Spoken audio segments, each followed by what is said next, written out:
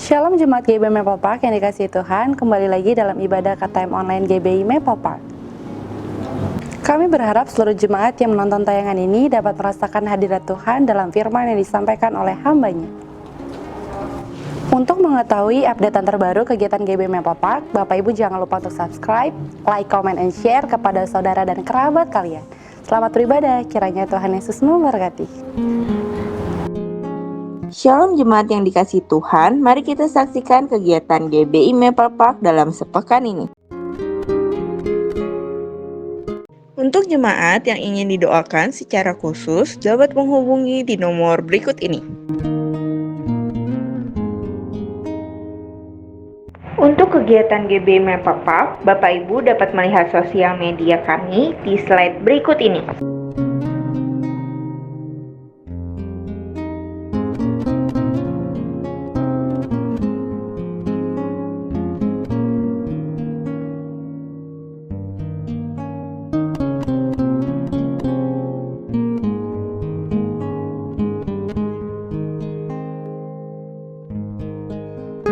Bagi jemaat yang ingin memberikan persembahan, dapat mentransfer ke nomor rekening BCA berikut ini.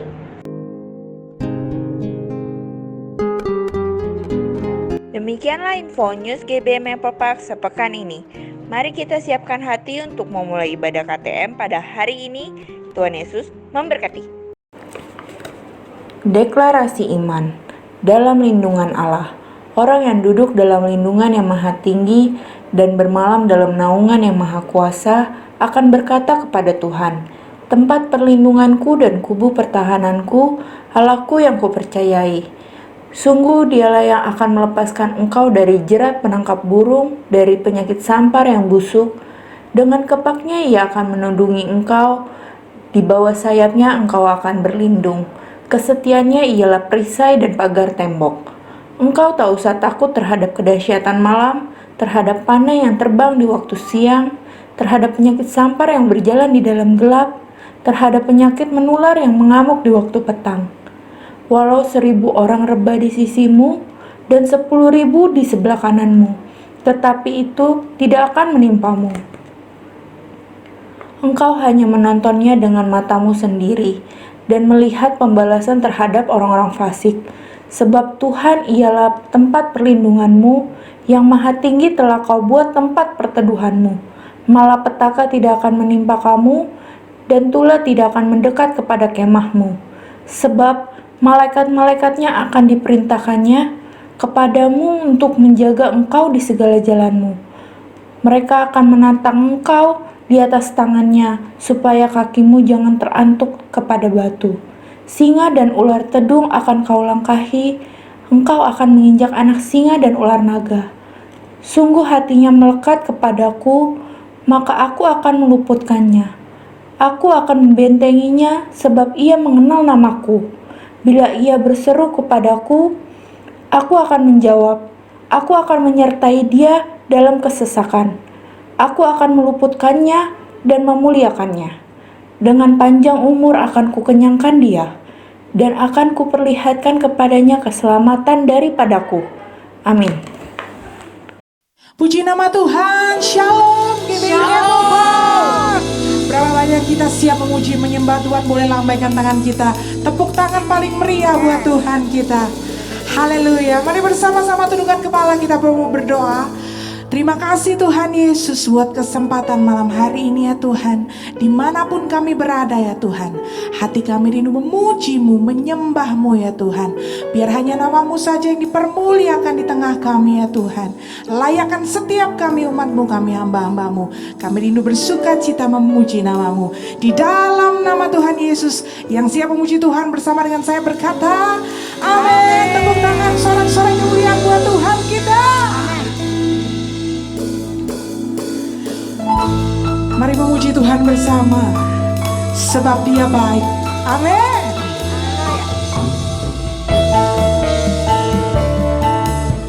Angkat suara kita sama-sama pujikan. Sungguh alangkah baiknya, sungguh alangkah indahnya, bila saudara semua hidup rukun bersama.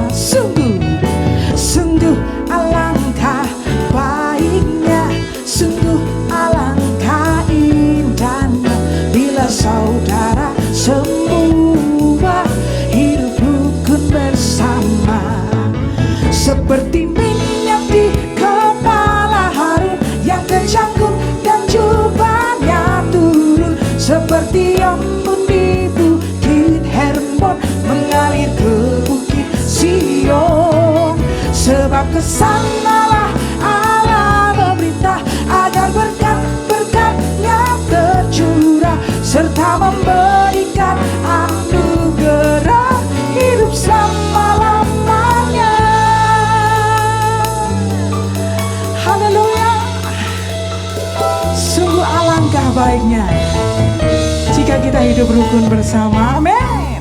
Yang percaya sama-sama pujikan. Oh sungguh alangkah baiknya, sungguh alangkah indahnya bila saudara semua hidup rukun bersama. Sungguh alangkah baiknya, sungguh alangkah indahnya bila saudara semua hidup rukun bersama. Seperti minyak di kepala Harun yang kejangkut dan jubahnya turun, seperti embun di bukit mengalir ke bukit Sion. Sebab kesanalah Allah meminta agar berkat-berkatnya tercurah, serta memberikan anugerah hidup selama-lamanya. Sekali lagi katakan, seperti minyak di kepala Harun yang kejangkut dan jubahnya turun, seperti embun di bukit mengalir ke bukit Sion. Amin. Sebab kesanalah Allah memerintah agar berkat-berkatnya tercurah, serta memberikan anugerah hidup selama-lamanya.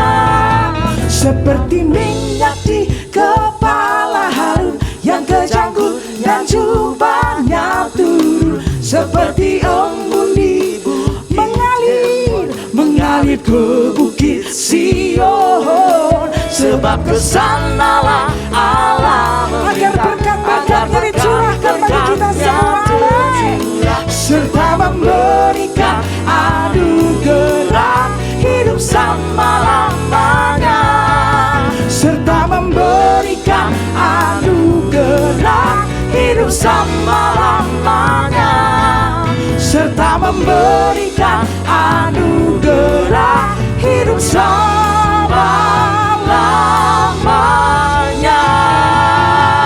Tepuk tangan paling meriah buat Tuhan kita. Haleluya. Sebab Tuhan adalah sumber sukacita kita. Amin. Amin. Haleluya. Mari kita angkat pujian ini bersama dengan penuh sukacita. Haleluya.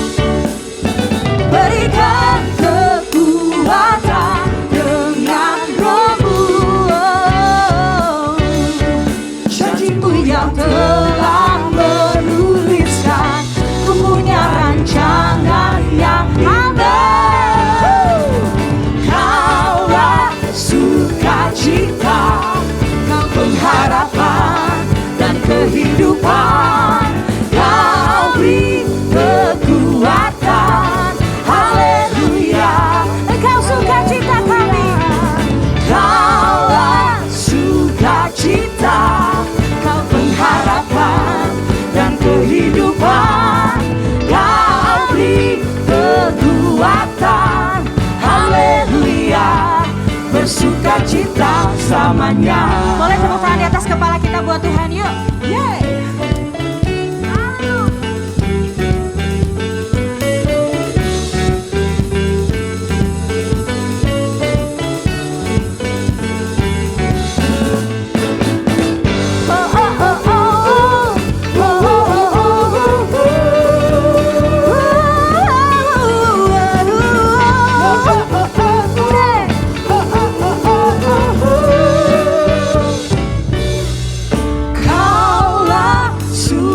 sukacita, pengharapan dan kehidupan.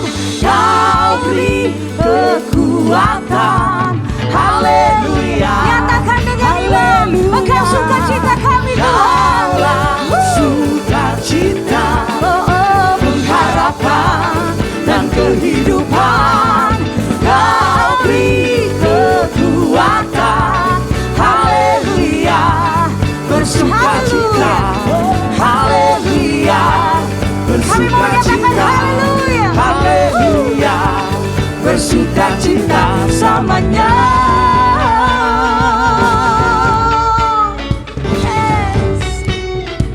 Kasih sorak-sorai buat Allah kita yang dahsyat.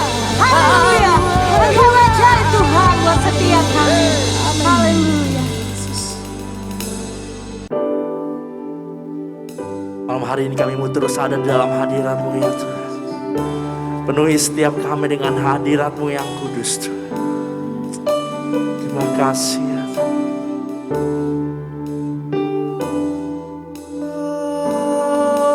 Oh, God.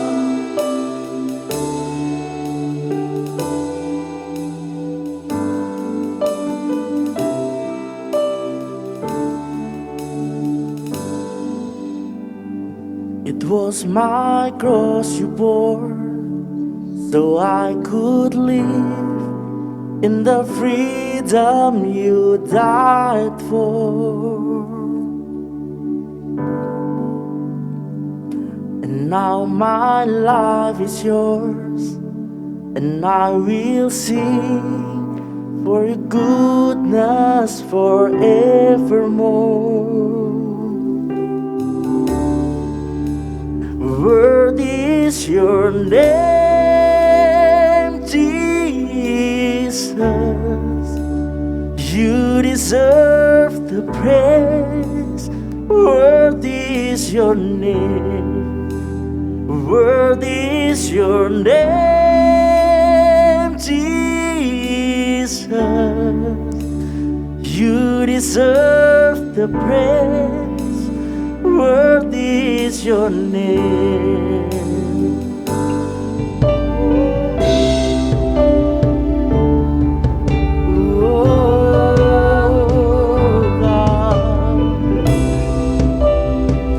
Mari sama-sama kita mau katakan, it was my cross you bore, so I could live in the freedom you died for. And now my life is yours, and I will sing of your goodness forevermore. Worthy is your name, Jesus. You deserve the praise. Worthy is your name. Worthy is your name, Jesus. You deserve the praise. Worthy is your name. Sing worthy. Worthy is your name, Jesus. You deserve the praise. Worthy is your name. Worthy is your name, Jesus. You deserve the praise. Worthy is your. Come on, one more time.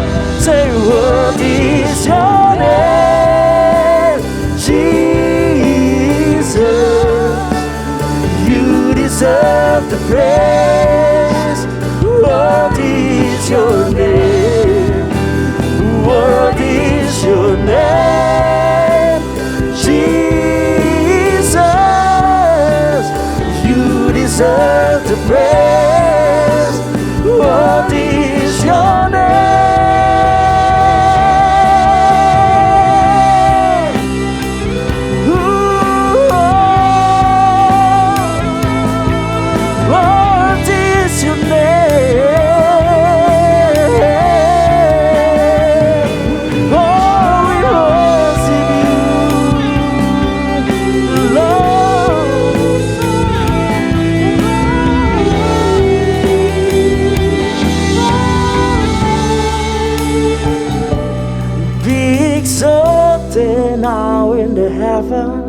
as your glory fills this place. You alone deserve our praise. You're the name above all name. Be exalted now in the heaven as your glory fills this place. You alone deserve our praise. You're the name above all name. Be exalted now in the heavens as your glory fills this place. You alone deserve our praise. You're the name above all name. Be exalted now in the heavens as your glory fills this place. You alone deserve our praise. You're the name above all name. Oh, be exalted now in the heavens as your glory fills this place. You alone deserve our praise. You're the name above all. Be exalted now in the heavens as the glory fills this place. You alone deserve our praise. You're the name above all names.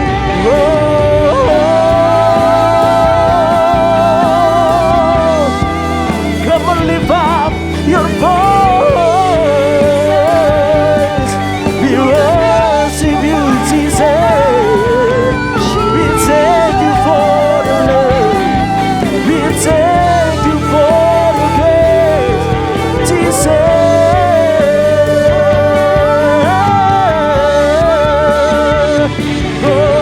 He never shine another moon. He never lied more. She said, no.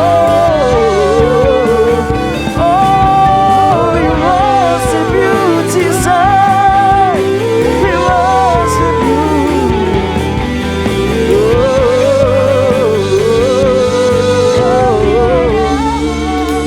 Oh, we thank you for your love. We thank you for your grace. No, God, Jesus. Oh, Jesus.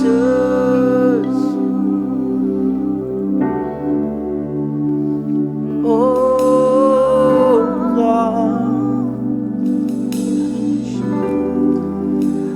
Worthy is your name, Jesus. You deserve the praise.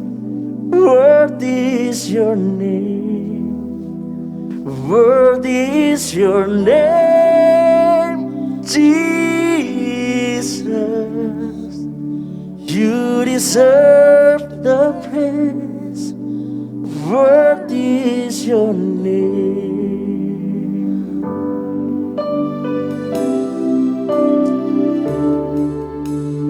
Oh, God.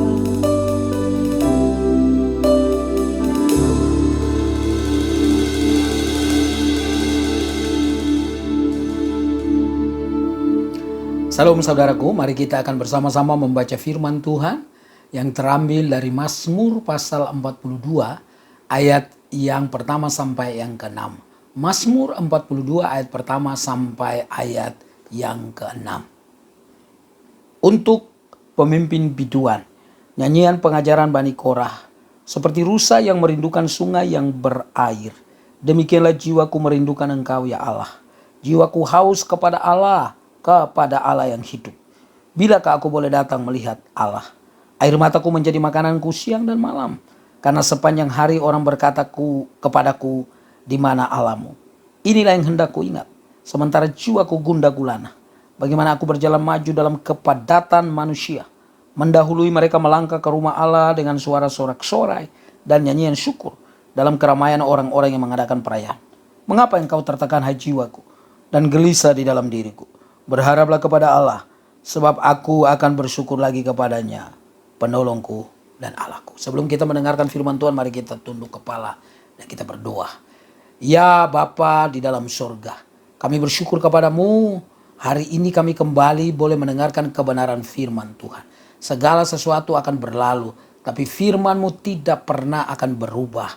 Karena itu adalah janji dari penggenapan pekerjaan yang Tuhan sudah lakukan, sedang lakukan, dan akan terus lakukan dalam hidup kami. Kami menyerahkan setiap kami yang mendengarkan, biar kami mendengarkan dengan kuat kuasa daripada Roh-Mu yang kudus, supaya kami boleh mengerti lebih daripada apa yang kami dengarkan. Hamba-Mu yang tidak ada apa-apanya, hamba taruh diri hamba dalam tangan kasih-Mu. Tuhan tolong hamba, dalam nama Tuhan Yesus kami berdoa dan siap untuk dengar firman-Mu. Amin. Judul khotbah saya adalah Allahku penolongku. Saudara-saudara yang terkasih di dalam Tuhan, kalau kita membaca Mazmur 42 atau kita mendengarkan apa yang sudah saya baca tadi, jelas menunjukkan bahwa pemazmur ini dalam situasi yang sangat sulit sekali. Sehingga di dalam hidupnya saudara-saudara yang terkasih di dalam Tuhan, nanti saudara akan melihat di ayat 4 dikatakan air mataku menjadi makananku siang dan malam. Susah sekali kehidupan dari pemazmur ini saudara yang terkasih.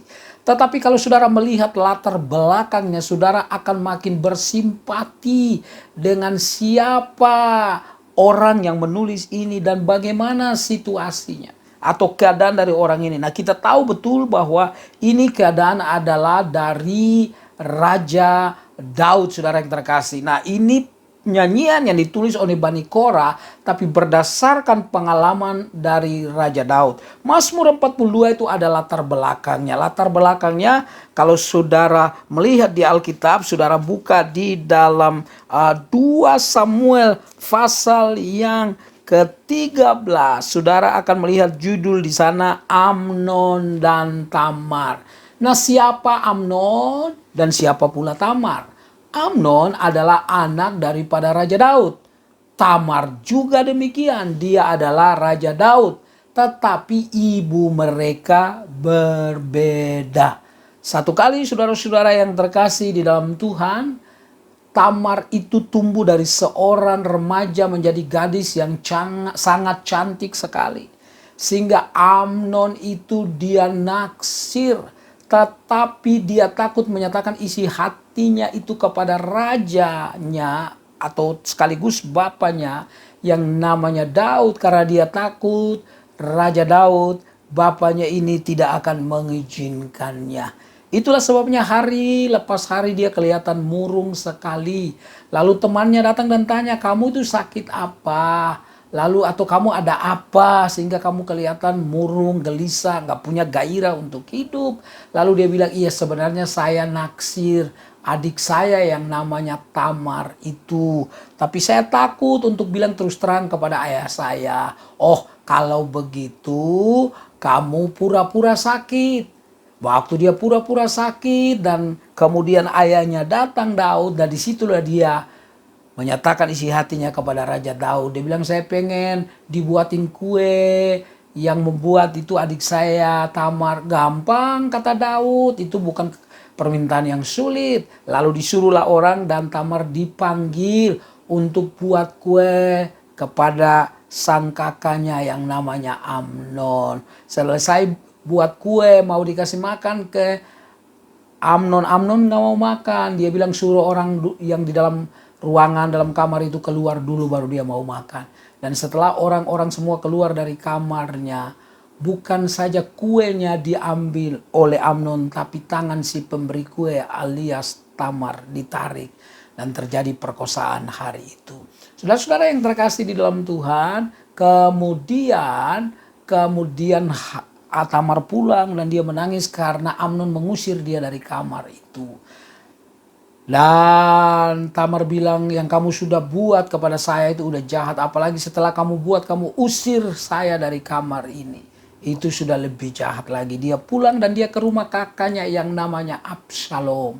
Kakaknya tanya dia ada apa. Dia nggak jawab.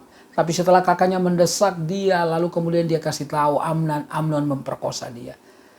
Tapi kemudian Absalom tidak ngomong apa-apa terhadap Amnon. Apakah ngomongnya yang kasar atau bertanya secara halus. Dia diam diri dalam 1-2 tahun. Dan ketika dia berdiam diri itu orang pikir dia sudah melupakan. Termasuk Amnon mungkin pikir Absalom sudah lupa akan peristiwa itu. Tapi diam-diam di dalam diri Absalom dia menyimpan sebuah dendam yang dia lagi tunggu waktunya untuk kemudian melampiaskan dendamnya.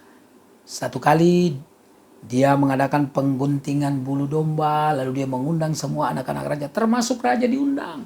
Tapi Daud berkata, saya tidak usah datang nanti merepotkan, biar saja saudara-saudaramu. Dan dia berkata, oke, kalau raja tidak datang, tapi yang penting Amnon harus datang. Lalu kemudian betul Amnon diundang dan anak-anak raja yang lain juga diundang. Dan ketika Amnon datang berpesta bersama-sama dengan saudaranya yang namanya Absalom. Lalu Amnon dikasih minum dan ketika dia mulai mabuk, Absalom memerintahkan kepada para pengawalnya untuk membunuh Amnon. Lalu kemudian orang lari dan memberitahukan kepada raja bahwa anak-anak raja dibunuh. Tapi ada seorang yang menjujur dan berkata tidak, hanya Amnon yang dibunuh. Daud kemudian tahu, oh ini peristiwa 1-2 tahun, sekitar 2 tahun yang lalu di mana Amnon memperkosa adiknya Absalom yang namanya Tamar. Absalom kemudian melarikan diri, saudara-saudara yang terkasih. Nah waktu dia dalam pengasingan itu sekitar 2 atau 3 tahun, saudara, Daud sangat rindu sama dia. Lalu kemudian akhirnya Absalom dia pulang ke Yerusalem. Tapi ketika dia pulang, ayahnya tidak mengizinkan dia untuk datang ke istana. Ayahnya mungkin masih marah karena dia bunuh salah satu anak yang namanya Amnon. Lalu Absalom bilang, untuk apa saya pulang kalau saya nggak boleh ke istana? Lebih tahu begini, kalau saya nggak boleh ke istana lebih baik saya dalam pengasingan saja. Lalu saudara-saudara yang terkasih raja kemudian mendengar dan kemudian dia mengizinkan Absalom datang ke istana. Waktu Absalom datang ke istana dia sujud menyembah Daud yang adalah raja tapi sekaligus bapaknya juga. Dia minta ampun. Saat itu pengampunan diberi, tapi juga saat itu Absalom membuat sebuah kesepakatan atau di dalam hatinya dia merencanakan sesuatu yang jahat. Setiap orang yang datang mau menghadap raja, Absalom sudah menunggu di jalan yang menuju ke istana. Lalu dia akan peluk orang itu, lalu dia bertanya, kamu namanya siapa, dari suku mana, apa persoalan dan masalahmu. Dan ketika orang itu mengatakan demikian, dia berkata, kalau persoalan kamu seperti ini saja dan kalau saya jadi raja pasti beres. Tapi lihatlah, raja tidak pernah peduli dengan kamu. Selama 2 tahun dia melakukan itu. Dan Alkitab berkata hampir seluruh orang di Yerusalem hatinya tercuri oleh keramahan munafik. Ya, keramahan dalam tanda kutip, keramahan yang berpura-pura itu, saudara, yang dilakukan oleh Absalom. Lalu satu ketika Absalom sudah bilang orang-orangnya, saya akan pergi dulu sebentar dan kemudian nanti saya akan datang dan saya akan berteriak, Absalom menjadi raja, lalu kali kita keluar dan kita akan kemudian bersama-sama membunuh Raja Daud. Daud punya banyak penasihat dan penasihatnya memperingatkan kepada Raja Daud. Akhirnya Daud kemudian melarikan diri. Nah dalam pengasingan itu ini yang terjadi kepada Daud situasinya. Dia bilang begini, seperti rusa yang merindukan sungai yang berair, demikian jiwaku merindukan engkau ya Allah. Saudara, zaman itu bait Allah adalah identik dengan kehadiran Allah. Yesus kemudian nanti memperbaikinya, saudara-saudara yang terkasih, dalam Yohanes bahwa menyembah Tuhan bukan lagi di Yerusalem, tetapi menyembah Tuhan adalah dalam roh dan kebenaran. Tapi hari-hari itu saudara-saudara, lambang-lambang itu sangat penting sekali. Saudara, bicara tentang tembok Yerusalem itu bicara tentang perlindungan Allah, keamanan dari Allah. Bicara tentang bait Allah itu bicara tentang kehadiran Allah. Jadi kalau Daud jauh dari bait Allah, waktu itu bait Allah belum ada, saudara yang terkasih, kita tahu waktu itu tabut, saudara, perjanjian, dan kan mereka tinggal juga belum di rumah-rumah, tinggal di kemah-kemah. Karena itu mereka jauh dari tabut itu, saudara yang terkasih. Daud merasa dirinya jauh dari Tuhan, sehingga dia berkata seperti rusa yang merindukan sungai yang berair. Saudara, rusa itu nggak bisa hidup tanpa air. Kalau Anda di daerah-daerah tropis yang hidup banyak rusa, saudara, biasanya saudara-saudara para pemburu rusa itu kadang-kadang mereka nggak usah cari rusa. Mereka hanya berdiam diri pagi-pagi sekitar jam-jam 5, saudara, di tepi sungai, di tepi danau, atau di tepi air yang mengendap karena curahan air hujan. Mereka tunggu saja sebentar lagi rusa akan datang, satu, dua, atau bergerombol. Karena apa? Rusa nggak bisa hidup tanpa air. Daud bilang begini, seperti rusa yang merindukan sungai yang berair, demikian jiwaku merindukan engkau. Daud mempersamakan dirinya dengan rusa yang merindukan air. Demikian dirinya merindukan Allah. Artinya dalam hidupnya Daud, saudara yang terkasih, Allah itu begitu penting di dalam kehidupannya. Tanpa Allah dia mati. Tanpa air rusa akan mati. Tanpa Allah Daud berkata dia akan mati. Sedemikian kerinduannya luar biasa. Saudaraku yang terkasih dalam Tuhan, manusia zaman sekarang Allah itu bukan merupakan kebutuhan, tapi Allah itu cuma pelengkap.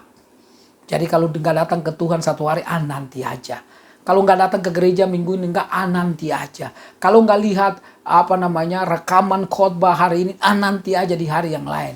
Karena Tuhan itu bukan kebutuhan, tapi Tuhan itu pelengkap. Tapi Daud berkata tidak demikian. Kerinduan kepada Allahnya itu seakan-akan sama seperti rusa yang merindukan air. Artinya tanpa air rusa mati, tanpa Tuhan Daud mati.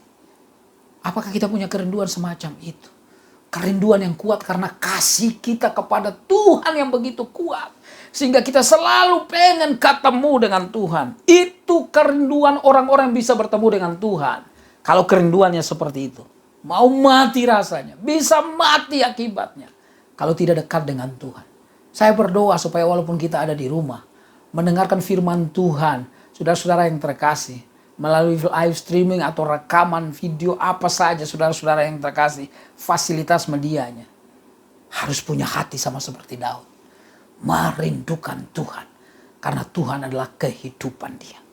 Saudara yang terkasih, Daud ngomong lagi, jiwaku haus kepada Allah. Kepada Allah yang hidup. Orang haus itu harus minum. Orang haus itu harus minum. Kalau dia nggak minum, dia haus terus. Saudara, bagaimana Anda bisa puas atau dahagamu bisa hilang kecuali Anda minum? Bagaimana dahagamu tentang firman Tuhan, tentang Allah bisa hilang kecuali Anda datang kepada Allah? Tidak ada cara lain. Jadi kekristenan bukan hanya teori, bukan berangan-angan, tapi kekristenan adalah iman yang dipraktekkan. Bukan saja percaya tapi melakukan apa yang Tuhan mau kita lakukan. Saudara yang saya kasih di dalam Tuhan, karena itu Daud adalah raja yang sangat dikagumi, pahlawan yang sampai sekarang dikagumi, saudara, oleh bangsa Israel. Karena saudara-saudara yang terkasih di dalam Tuhan, dia kepada Allah demikian haus. Wah, kalau gereja, kalau perkumpulan orang percaya, semua orang seperti ini. Semuanya haus, pengen minum, pengen haus akan kebenaran firman Tuhan, haus akan persekutuan dengan Tuhan. Jadi pengen datang supaya di sanalah kita bisa dipuaskan. Itu akan menjadi sebuah kekuatan yang luar biasa mengikat saudara dan saya, kita semua anak-anak Tuhan. Menjadi kekuatan yang powerful, saudara-saudara yang terkasih. Daud bilang kepada Allah yang seperti apa? Allah yang hidup. Allah yang hidup. Saudara, garis bawahi dan catat itu di dalam loh hatimu. Allah yang hidup. Dia bukan Allah yang mati. Allah yang hidup. Artinya Allah yang mendengarkan, Allah yang berbicara kepada kita, Allah yang mengawasi, Allah yang memelihara, Allah yang pencipta, Allah yang hidup, yang tidak pernah meninggalkan saudara dan saya. Dia hidup, karena itu dia dengar apa yang saudara katakan. Dia hidup, dia melihat, dia hidup, dia bekerja, dia hidup, bahkan dia berkuasa untuk kehidupan kita. Saya tahu akhir-akhir ini ada kita banyak yang takut dengan penyakit yang sedang merajalela seluruh dunia. Tapi saya yakin dan percaya saudara yang terkasih, setiap orang Allah punya rencana pribadi. Waspada, iya. Menjalankan semua protokoler kesehatan, iya. Tapi jangan ketakutan dalam hidupmu. Karena Paulus berkata, dengar baik-baik, hidup adalah Kristus dan mati adalah keuntungan. Mati dan hidup tidak ada masalah. Kalau Tuhan sudah punya waktu atau waktunya kita dengan Tuhan sudah selesai, maka selesailah. Tapi kalau belum, apapun yang terjadi, saudara yang terkasih, jangan lupa Tuhan kita, dia Tuhan yang hidup. Lalu Daud berkata begini, bilakah aku boleh datang melihat Allah? Kata bila berbeda dengan kata jika. Kalau saya berkata bila mana saya ke Bandung, itu berarti tinggal tunggu waktu saja. Saya pasti ke Bandung. Tapi kalau saya berkata jikalau saya ke Bandung, itu saya bisa pergi, bisa juga tidak pergi. Sekali lagi, kalau saya berkata bila mana saya ke Bandung, itu berarti tinggal tunggu waktunya saja. Saya pasti pergi. Tapi kalau saya berkata jikalau saya ke Bandung, itu berarti bisa saya pergi, bisa juga saya tidak pergi. Saudara lihat firman Tuhan ini? Daud berkata, bilakah aku boleh datang melihat Allah? Bilakah saya boleh kembali ke Yerusalem? Artinya Daud tahu dia ada dalam pengajaran anak kandung yang namanya Absalom dengan orang-orangnya, tapi dia juga tahu bahwa Allah yang hidup itu, yang berkuasa, pasti mengembalikan dia ke Yerusalem. Dia nggak tahu kapan itu, tapi pasti itu akan terjadi. Saya percaya Indonesia pasti ditolong oleh Tuhan. Kita nggak tahu kapan itu terjadi, tapi pasti akan terjadi. Akan dihalaukan segala macam kesusahan, kesulitan. Ekonomi kita akan pulih lagi, pelayanan kita akan pulih lagi, semua bisnis usaha kita akan pulih lagi, saudara yang terkasih.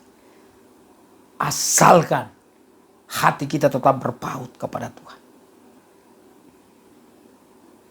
Air mataku menjadi makananku siang dan malam. Karena sepanjang hari orang berkata kepadaku, di mana Allah? Saudara yang saya kasihi di dalam Tuhan Yesus. Daud itu, kalau Anda membaca dalam 2 Samuel yang tadi mulai pasal 13 nanti sampai pasal 15 dan ada beberapa pasal di sesudahnya, saudara akan lihat waktu dia dikejar oleh anaknya, ada banyak orang yang ngeledek dia. Termasuk salah satunya adalah saudara daripada Saul, Raja Saul yang digantikan oleh Daud. Mereka ledek dan bilang begini, nah sekarang lihat, kamu itu suka menumpahkan darah orang, bilang sama Daud. Lihatlah Allah sudah meninggalkan kamu. Daud, saudara yang terkasih, dia nangis itu bukan karena istananya yang bagus. Bukan karena saudara-saudara yang terkasih istri-istrinya yang menunggu dia. Dia punya beberapa istri. Bukan karena nama yang begitu hebat dikagumi. Bukan. Bukan karena dia punya rakyat yang mencintai dia. Bukan yang utama. Tapi yang paling utama dia sedih karena orang tidak lagi melihat penyertaan Tuhan kepada dirinya. Orang pikir kalau dia sudah lari itu berarti Tuhan sudah meninggalkan dia. Itu yang membuat dia sedih. Saudara-saudara yang terkasih dalam Tuhan, jangan lupa dalam hidup ini selain kita ikut Tuhan, kita juga adalah saksi-saksi hidupnya Tuhan. Di mana dari diri kita orang bisa melihat kebesaran Tuhan. Jadi dengar ini saudara-saudara yang terkasih. Kalau orang tidak melihat Tuhan di dalam hidupmu, ada sebuah kegagalan yang sedang terjadi. Kalau kemudian orang kenal kita dan orang tanya kepada orang-orang yang mengenal kita, menurut kamu siapa orang ini? Jawaban-jawaban mereka tergantung dari bagaimana mereka melihat hidup kita sehari lepas sehari. Saudara, ketika orang tahu Daud dalam pelarian, mereka pikir Tuhan sudah tidak menyertai dia. Itu yang membuat dia sedih karena dia rindu supaya ketika orang lihat dia, orang tahu bahwa ada Allah yang hebat yang menyertai dan melindungi, menolong, mengasihi dia. Itulah sebabnya saudara-saudara yang terkasih dalam Tuhan, dia sedih. Air matanya sepanjang hari karena orang berkata, di mana Allahmu? Mana Allah yang kau bangga-banggakan itu? Mana Allah yang pernah menyertai engkau mengalahkan Goliat? Mana Allah yang pernah menyertai engkau mengalahkan binatang buas? Mana Allah yang menyertai engkau yang pernah luput dari pedangnya Saul? Mana Allah yang menyertai engkau mengalahkan bangsa-bangsa di sekitarmu? Mana sekarang engkau dalam pengasingan, mungkin engkau dalam ketakutan karena Allahmu tidak lagi menyertai. Sedih bukan saudara yang terkasih? Kadang-kadang kalau orang salah mengira, lalu kemudian diikuti dengan ejekan, tuduhan-tuduhan, mematikan saudara-saudara yang terkasih, karakter kita barangkali. Bisa saja itu terjadi dalam hidup kita. Mungkin Anda satu ketika dalam kedudukanmu, Anda begitu dalam bidang ekonomi, Anda begitu punya banyak harta, dalam bidang pendidikan Anda punya gelar dan seterusnya. Anda secara sosial Anda dipandang, tapi kemudian dalam satu waktu Tuhan izinkan, maka mungkin harta menjadi berkurang, nama tidak populer lagi dan seterusnya. Lalu orang bilang, di mana Tuhan yang kamu banggakan, yang selama ini kamu bilang Tuhan dudukan kamu di sebuah tempat yang tinggi ekonomimu, mengagumkan, membuat orang iri dan seterusnya. Di mana sekarang? Buktinya sekarang kamu sudah ditinggalkan oleh Tuhan. Tapi apakah Tuhan betul meninggalkan kita? Saudara dengar baik-baik. Hadirnya Tuhan dalam hidup kita tidak ditentukan oleh apa yang dari luar. Tapi hati kita yang tetap melekat kepada Tuhan. Kehadiran Tuhan kita tetap ada. Jadi kalau hari-hari ini Anda sedang dalam kesulitan, jangan pernah lupa Tuhan tidak pernah meninggalkan Anda. Tuhan hanya mau supaya dalam hidup kita makin dewasa. Saudara-saudara yang terkasih, bait Allah tidak pernah menentukan. Jauh dari bait Allah tidak pernah menentukan bahwa jauh dari Allah. Jauh daripada fasilitas-fasilitas ibadah tidak menentukan bahwa kita jauh dari Allah. Mungkin sekarang ini kita tidak bisa bertatap muka secara langsung. Dengan mendengarkan musik yang baik, nyanyian yang baik, itu tidak menentukan bahwa kita jauh dari Allah. Sebab ketika hatimu tetap melekat kepada Allah, Allah tetap dekat dengan engkau. Itulah sebabnya kemudian Daud berpacu dengan dirinya. Lalu dia berkata, inilah yang hendak ku ingat. Sementara jiwaku gundah gulana, bagaimana aku berjalan maju dalam kepadatan manusia, mendahului mereka melangkah ke rumah Allah dengan suara sorak-sorai.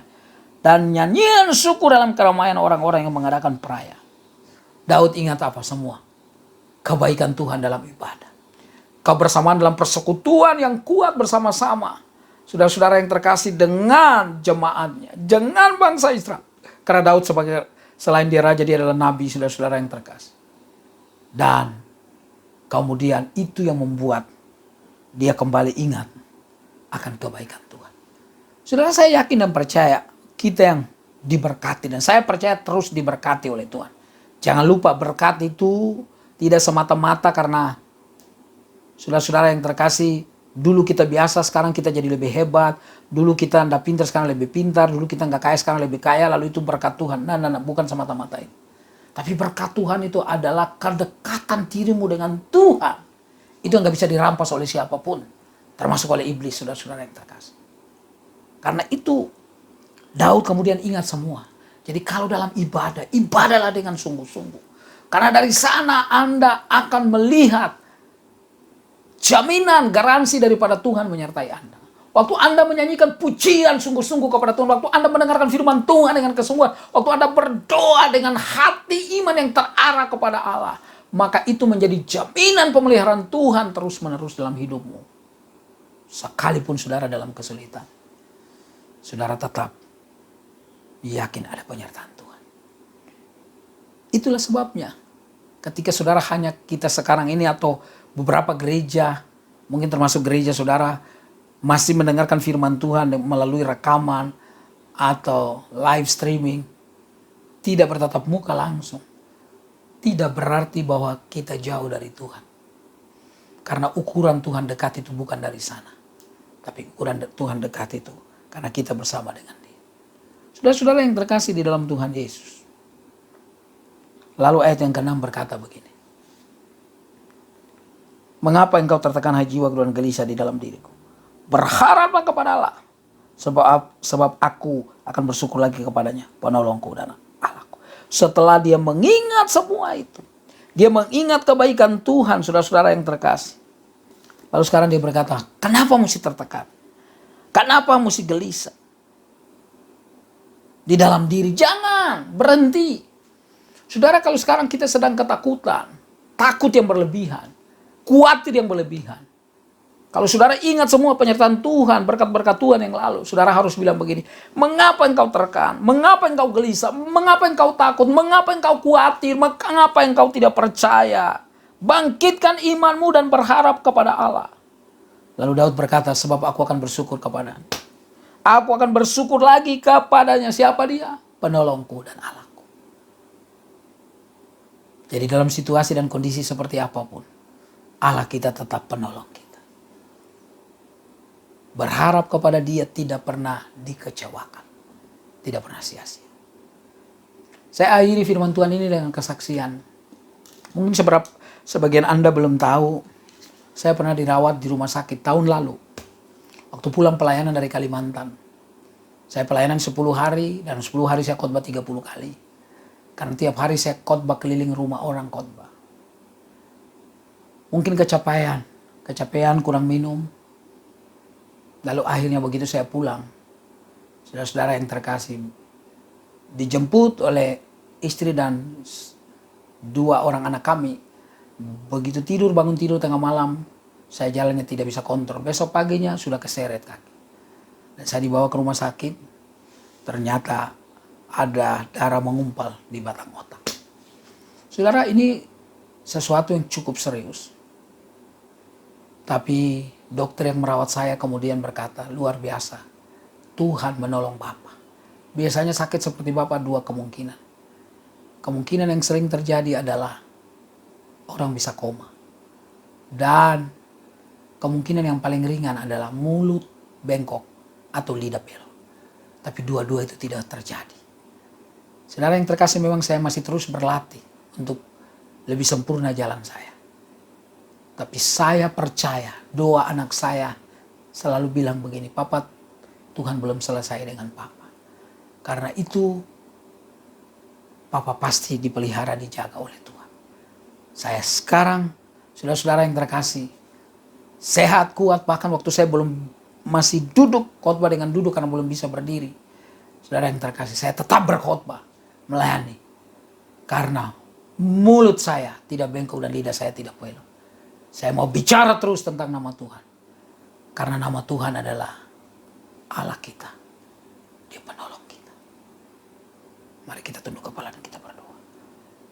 Tuhan Yesus, terima kasih untuk firman Tuhan yang kami dengar pada hari ini. Allahku, penolongku. Karena memang Tuhan tidak pernah tidak menolong kami. Situasi dan kondisi boleh sulit, tapi Allah kami tidak pernah berubah. Fasilitas-fasilitas ibadah mungkin tidak terpakai, belum terpakai hari ini. Mimbar kami belum pakai. Gedung gereja atau ruangan biasa kami bergereja mungkin kami belum pakai. Tapi bukankah Tuhan tidak pernah bergantung dengan semua itu? Karena Tuhan selalu dekat dengan setiap anak-anak yang melekat kepada Dia. Karena itu hamba berdoa dalam nama Tuhan Yesus. Berkati semua saudara-saudaraku yang mendengarkan kebenaran firman Tuhan ini. Supaya walaupun ada kesulitan, ada tantangan, kami berkata kepada diri, jangan khawatir berlebihan, jangan takut berlebihan, jangan tertekan, jangan gelisah. Berharap saja kepada Tuhan. Karena Dia Allah dan penolong kami. Terima kasih Bapak. Ini doa kami. Dalam nama Tuhan Yesus kami berdoa dan bersyukur kepadamu. Haleluya. Amin.